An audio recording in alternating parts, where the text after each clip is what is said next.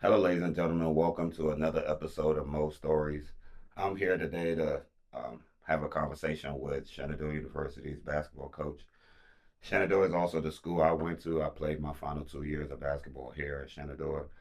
So this is a fourth year coach. So I'm here to talk to him about his past, present, and the future, and what he hopes for Shenandoah basketball. So here he is, head coach of basketball, Coach Dooley. How you doing, Hey, Coach? doing well, man. Thanks for coming in, man. I Hey, I appreciate you. appreciate you for sitting down. It was such a last minute. I really appreciate you sitting down with me.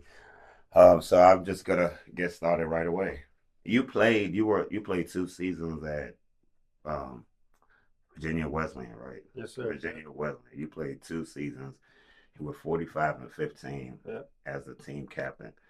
Is that where like coaching kind of started for you? Because to be a team captain, you got to be able to bring everybody on board and keep them going. Yeah, no, absolutely. So playing there, I started my career at Delaware State. Played 2 years at Delaware State, Uh-huh. and then transferred to Virginia Wesleyan. And I always knew I wanted to be there with that coach and just our relationship and the ability to really learn from him. He's the winningest coach in the history of the ODAC. I think that was something that I didn't take for granted. And Yeah. my senior year, I actually tore my ACL. Ooh. So that kind of jump started the coaching thing. Uh-huh. And then he helped me kind of carve out a path, and I was able, very fortunate, to get my foot in the door early. Mm-hmm. But I think everything that got me ready to not take over a program, but get my foot in the door, I definitely learned from him at Yeah. college ranks.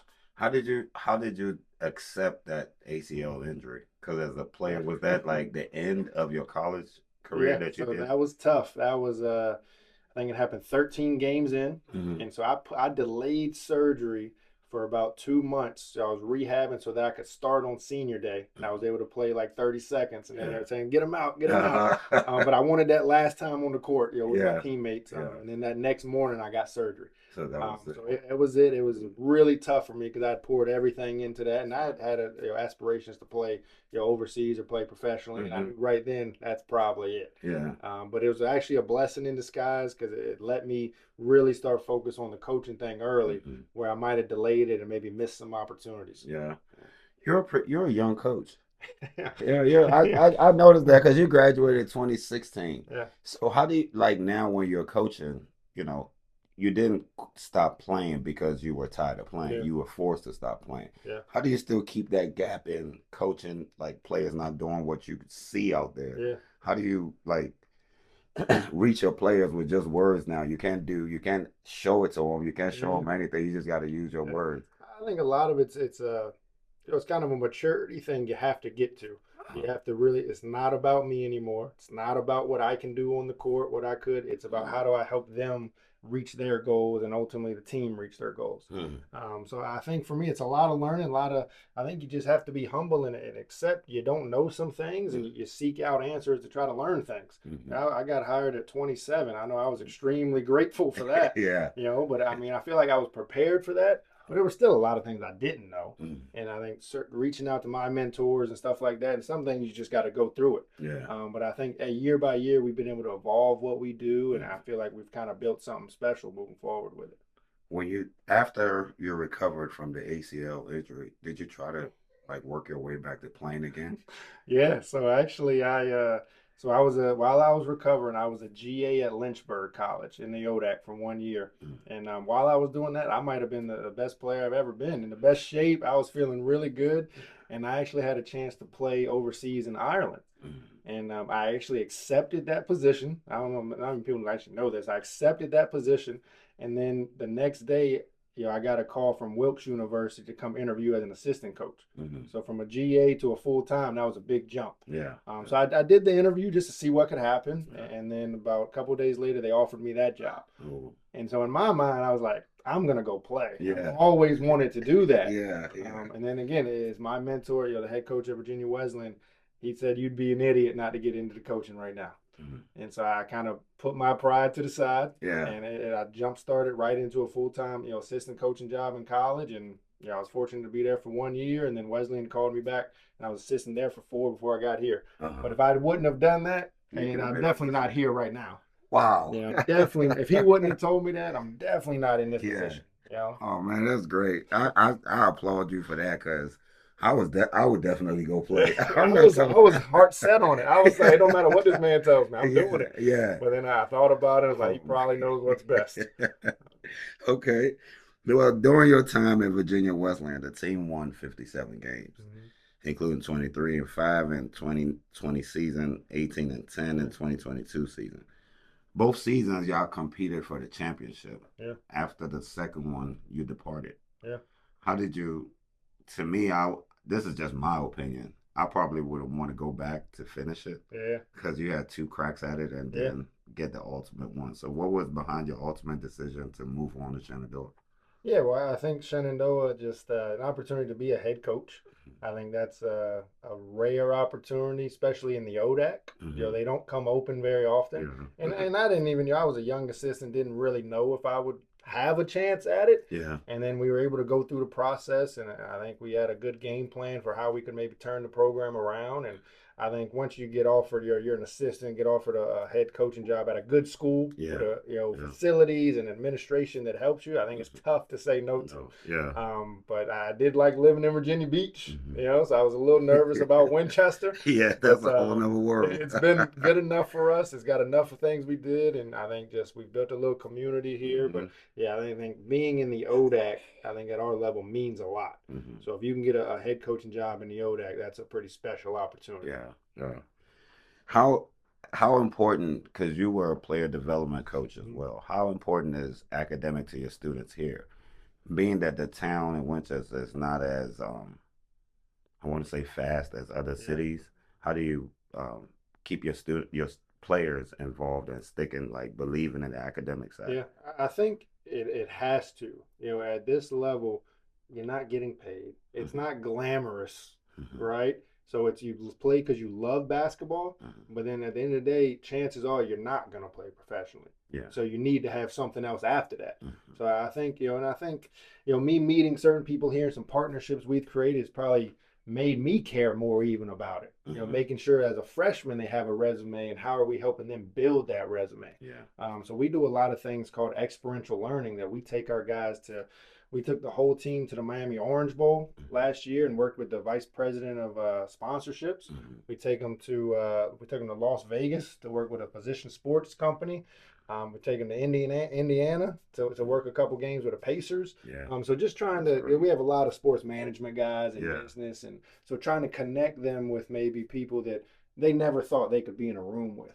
Mm-hmm. Now at that point they got to handle it, but we got them in the room. Got them there. That's But great. I think that's something for us that when you leave here, it means more to us if we can help set you up for a really good job. Because you committed to us for 4 years, we're trying to commit to you for the next 30. Yeah. So. Yeah. Okay. What's your take on NIL deals and players like going in the portal? Yeah, I think NIL. I think it's probably the right thing to do. Mm-hmm. I do think if somebody's willing to pay you for your autograph, you should be able to accept that. Yeah. I always kind of disagreed with that before it was kind of passed. Mm-hmm. So I think at our level, it's not as prevalent. It's not nobody's getting $100,000 stuff like that, but Yeah. there might be some kids making $100 to come do an appearance somewhere. Yeah. Right. So it still is. It's just on a smaller scale. Mm-hmm. So I think we support that as much as we can. I think we are an expensive school, so anything we can help to kind of offset that cost, Mm-hmm. we're going to do. We've been fortunate with some Winchester, partners to really help us with some guys Mm-hmm. and offer them an opportunity to help pay for tuition and stuff like that. Mm-hmm. And then the transfer portal, it's been good to us and it's been bad to us. Yeah. We've I mean, our first year, I think our best player, if you can imagine this, he's in our team meeting on Monday, and then Thursday he's going to a Division I program. Oh wow. And again, it's just a lot of politics behind Yeah. a lot of Yeah. things at that level, and it didn't go as well as he wanted. And then the following year he transferred back. Mm-hmm. And he's a really good player for us. Yeah. We've had another guy that entered again, trying to get. Well, all of them are trying to get scholarship, Uh-huh. which I get. If Yeah. you can get somebody to pay for your school, you should do it. You should do it. Right.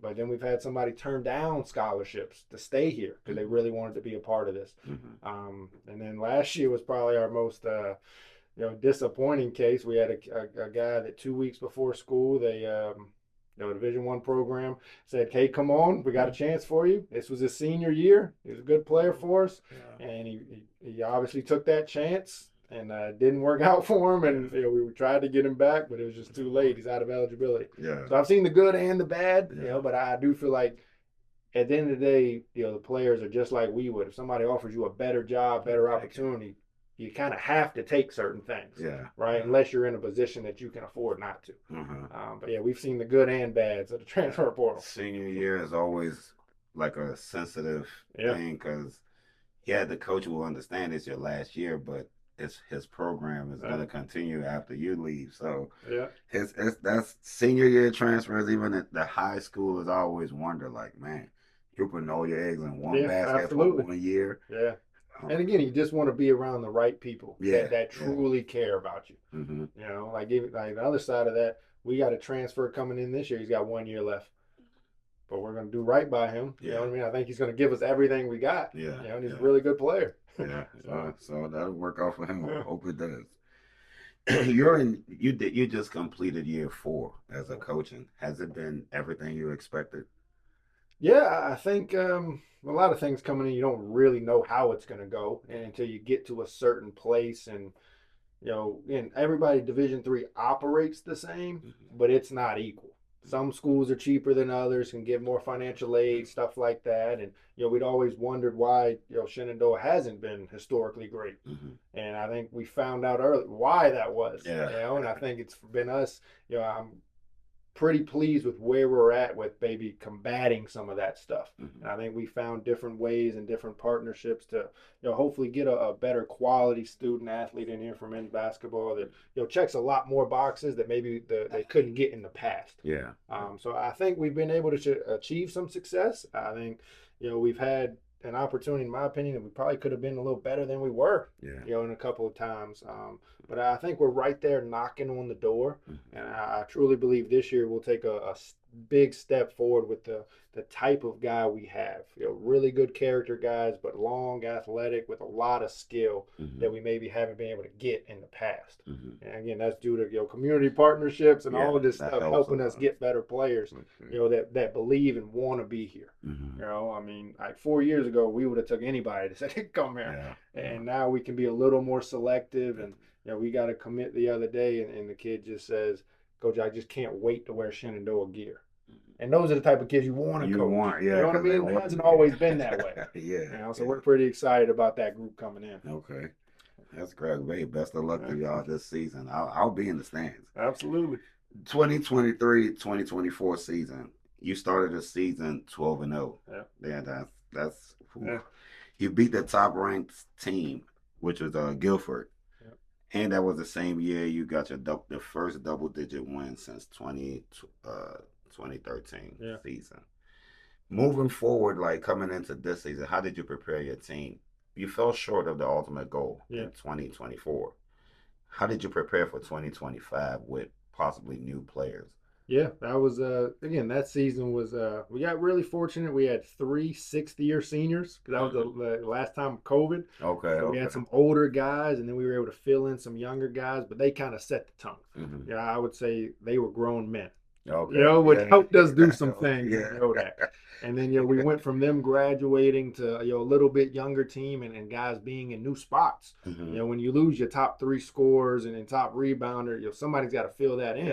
And it was really young, and I think that next year I think we won 12 games or 10 games, and we just I think we lost 5 by 3 points or less, and you could just see the youth. You're up 3 with 3 minutes to go, and you have 2 straight turnovers.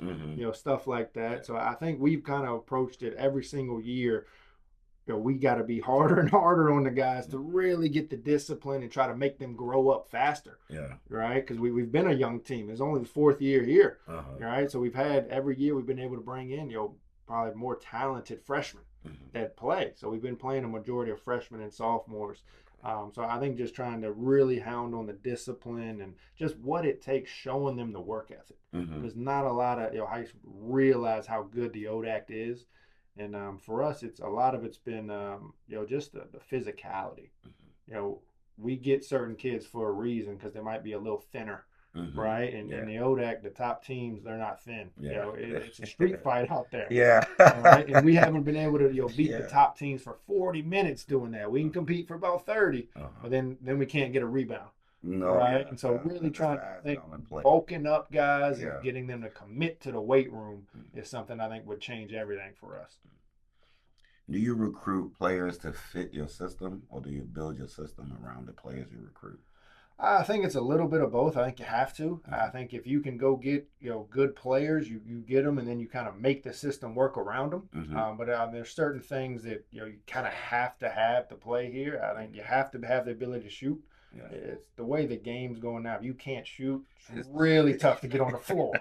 They just the defense is so smart now that they just won't guard you and it yeah. clogs everything up. So Yeah. then you got to find different ways to game plan. Yeah. So I think we're always looking for shooting. We're always looking for athleticism and length. Hmm. But then every year, like offensively, we're tweaking what we do. I'd say 2 years ago we had on that team that won 18. Nick Pullum, big 6'6", strong, physical. Every play was in the post. Yeah. We got to get him a touch and Yeah. play out of that. Uh-huh. I'd say since he's graduated, we haven't really had that back to the basket guy. So now it's post touches to try to get a split action for a guard to get a shot, Mm-hmm. right? So we're tweaking it every year that we still want to play through the post a little bit, but we want our best players having the opportunity to do it, whether that's a guard or a big. So we're never going to be a program that this is how we've always done it. Mm-hmm. If it works, great. If it don't work, throw it out. Throw We'll it figure out. something else out. So I mean, the most successful season, winning a season Yeah. that you had the big fella to dump it down. Yeah. So that's kind of like the traditional way. Yeah. Do you feel like moving forward you want to, because the traditional way, I don't even like to use that word tradition, but back in the day where it was dump it Yeah. in, come back out if Yeah. nothing's going in there. Yeah, so it's any other. Do you feel like you're being pressured to 3-point shot, focus on shooting, shooting, shooting because that's how basketball is? Mm-hmm. Or is it like because of the player you have to accept the 3-point shooting? Yeah, I think it's more so of the type of players you can get, Mm-hmm. right? I think we're willing to do whatever it takes to win. Yeah. But I would say, in my opinion, getting a really good big man is probably the hardest thing to do with Division III. Because if you're 6'8", thick body, and got some skill, you're getting a scholarship. Yeah. So it's like, again, the Division I big kid, 6'9", 6'10", 7 foot. The Division III 5-man is 6'6". Yeah. Right, and so you're just trying to find that. They're really hard to find because Yeah. everybody wants them. Uh-huh. So I think we got to adapt it with that. Like this year, I think we have a guy that's probably the best scorer we've had since we've been here, but he can do all three levels. He can make threes, he can get to the mid range, get to the basket, but he can also post. So I think it's finding ways to maybe still get through the post through him rather than our 5-man. So finding different ways like that, but I think you just have to adapt. Because and that's another thing about the ODAC. Every style, every night is so different. You got one team that's going to press and trap the whole time, another team that wants to walk it up the whole time. They have a post player, they don't have a post player, and just you got 1.5 days to really prep for that. Yeah. Okay. That's interesting though. That is. Um, these last couple questions are your personal ones. Okay. Favorite player of all time. NBA favorite player of all time. Definitely, I would say Dwayne Wade. Oh. I think Dwayne Wade in that '06 run, that was when I really started diving in like that, and that's when he became my favorite player. Yeah. Yeah. He had a crazy run in '06. Favorite NBA team of all time. That made me like the Miami Heat. Yeah. Growing up, watching him do that made me like the Heat. So I kind of just stick with them at times. But I am a LeBron fan. Yeah. So I will follow a little bit. Yeah. Okay. What about favorite coach? I'd say in the Division I level right now, it's Matt Painter from Purdue. Mm-hmm. I've had a chance to meet with him a couple times, and I think just he does it the right way. Yeah. They're competitive every year, knocking on the door for national championships, and just a good dude, but builds it from the ground up because they don't get the 5 stars like Duke gets. No, they don't. But just his ability to do things like that, and just a really good dude that started some Division III coaching and then Division II and worked his way up. So I'd say definitely a Matt Painter from Purdue. Okay. Favorite female player. Come on, we got it. Caitlin Clark. Yeah, Caitlin Clark, man. Yeah. In your opinion, who was the best one and done? Ooh, that's tough. That's got to be LeBron.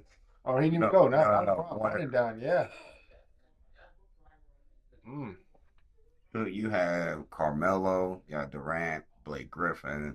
Okay. Yeah, I'd say you have to go Durant then. Yeah. I think Durant, at Texas, and then doing what he did, the longevity in the league and the height.